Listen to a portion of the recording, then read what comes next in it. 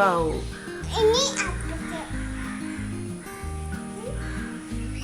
ഇന്ന് ഞാൻ ഉണ്ടാക്കാൻ പോകുന്ന നല്ല മധുരമുള്ളൊരു ഈവനിങ് സ്നാക്ക് കേട്ടോ. റവ ബോൾസ് ആണ്. ഇത് നല്ല ടേസ്റ്റാണ്, ഇത് നല്ല സോഫ്റ്റും ആണ്. കുട്ടികൾക്കൊക്കെ ഒത്തിരി ഇഷ്ടം ഇതുപോലെ ഒരു സ്നാക്സ് ഉണ്ടാക്കി കൊടുക്കുവാണെങ്കിൽ കേട്ടോ. ഫ്രണ്ട്സ്, എൻ്റെ പേര് രഞ്ജിഷ മുരളി. എല്ലാവർക്കും സിമീസ് നാടൻ കിച്ചണിലേക്ക് സ്വാഗതം.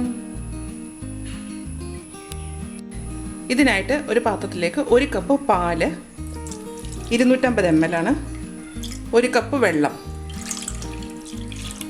ഇനി ഇതൊന്ന് തിളപ്പിക്കണം. പാല് തിളച്ചിട്ടുണ്ട്. സ്റ്റൗവിൻ്റെ ഫ്ലെയിം ഒന്ന് കുറയ്ക്കാം. കുറച്ചതിന് ശേഷം 1 കപ്പ് റവ, ഇത് വറുത്ത റവയാണ്, അതിട്ട് കൊടുക്കാം.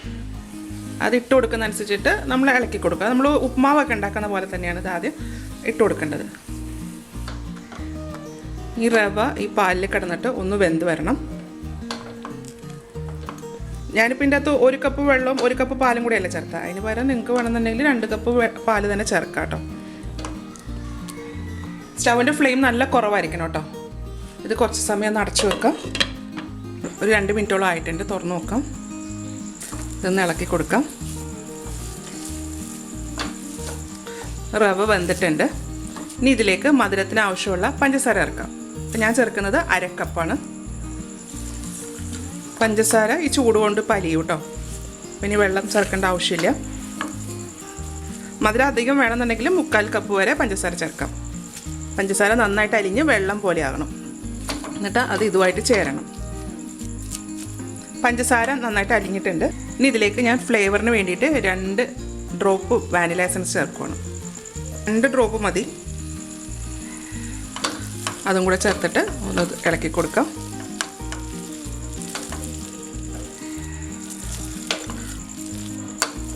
വാനില എസൻസ് ഇല്ലാന്നുണ്ടെങ്കിൽ 2 ഏലക്ക പൊടിച്ച് ചേർത്താൽ മതി. അപ്പോൾ ആ പഞ്ചസാര അലിഞ്ഞ് ഈ റവയായിട്ട് നന്നായിട്ട് ചേർന്നിട്ടുണ്ട് കേട്ടോ. ഇനി സ്റ്റൗ ഓഫ് ചെയ്യാം.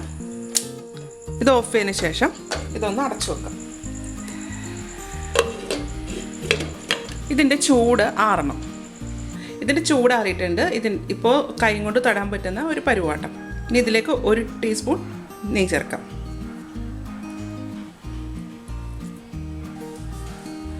ഇനി ഇത് നന്നായിട്ടൊന്ന് മയപ്പെടുത്തിയെടുക്കണം. ഇപ്പോൾ കുറച്ച് ഹാർഡായിട്ടായിരിക്കും ഇരിക്കുന്നത്.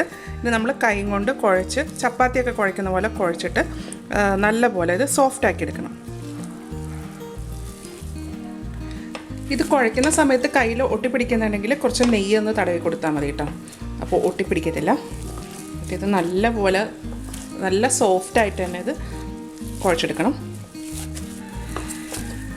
നമ്മൾ ആദ്യം കുഴയ്ക്കുമ്പോൾ കുറച്ച് കട്ടിയായിരിക്കും. പിന്നെ അത് കുഴച്ചാണിത് ഒന്ന് മയം വരുന്നത്.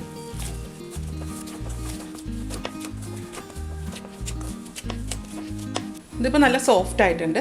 ഇതുണ്ടോ. ഇനി ഇത് കുഞ്ഞു കുഞ്ഞു ബോൾസാക്കി മാറ്റാം. ഇത് ബോളാക്കുമ്പോൾ ഒട്ടിപ്പിടിക്കുന്നതായിട്ട് തോന്നുന്നുണ്ടെങ്കിൽ കയ്യിൽ കുറച്ച് നെയ്യ് പുരട്ടാം. ഇതുപോലെ ഉരുട്ടിയെടുക്കാം. ഇതിന് കുറച്ച് കളർ വേണമെന്നുണ്ടെങ്കിൽ ഇതിൻ്റെ അകത്ത് യെല്ലോ കളറോ അല്ലെങ്കിൽ ഓറഞ്ച് കളറോ എന്ത് വേണമെങ്കിലും ചേർക്കാം കേട്ടോ. അപ്പോൾ കാണാൻ കുറച്ചും കൂടെ ഒരു ഭംഗിയായിരിക്കും. അത്രയും മാവ് വെച്ചിട്ട് 18 ബോൾ ഉണ്ടാക്കിയിട്ടുണ്ട്. ഇനി ഇത് ആവിയിൽ പുഴുങ്ങിയെടുക്കണം. ഇതിനായിട്ട് ഇഡ്ഡലി പാത്രത്തിൽ വെള്ളം വെച്ച് കൊടുക്കാം. എന്നിട്ട് ഇതുപോലെ ഒരു തട്ടിറക്കി വെക്കാം. ഇതിൻ്റെ മുകളിലേക്ക് നമ്മൾ ഉരുട്ടി വെച്ചിരിക്കുന്ന ആ ബോൾസ് വെച്ച് കൊടുക്കാം.